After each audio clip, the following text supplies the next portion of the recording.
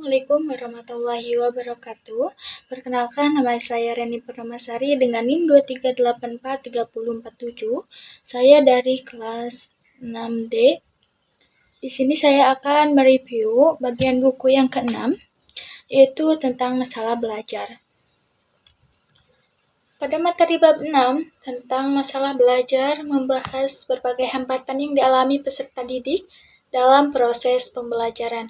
Menurut saya, topik ini sangat penting karena tidak semua siswa dapat belajar dengan cara yang sama atau dalam kondisi yang ideal. Setiap anak memiliki latar belakang, kemampuan, dan kondisi yang berbeda, sehingga wajar jika muncul berbagai masalah dalam belajar.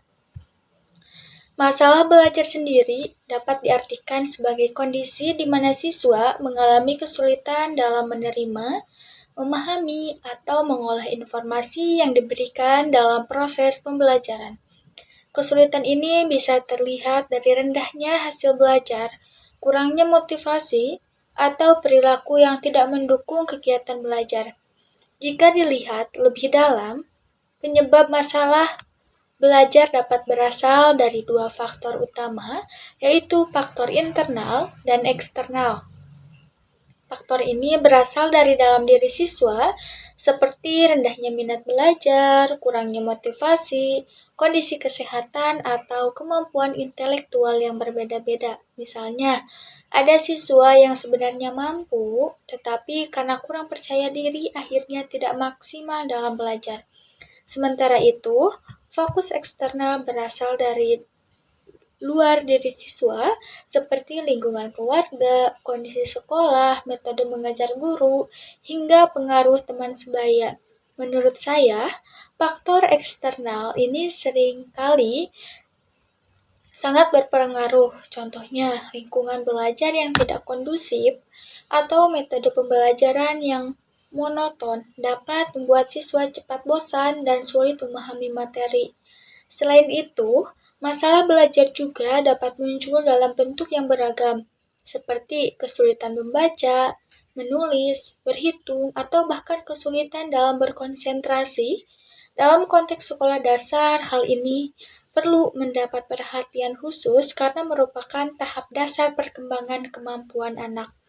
Dari sudut pandang saya, peran guru sangat penting dalam mengatasi masalah belajar ini. Guru tidak hanya berperan sebagai penyampai materi, tetapi juga sebagai pembimbing yang mampu memahami kondisi setiap siswa. Guru perlu melakukan identifikasi terhadap siswa yang mengalami kesulitan belajar. Kemudian, mencari solusi yang sesuai seperti memberikan pendekatan yang berbeda, penggunaan media pembelajaran yang menarik, atau memberikan perhatian lebih secara individual.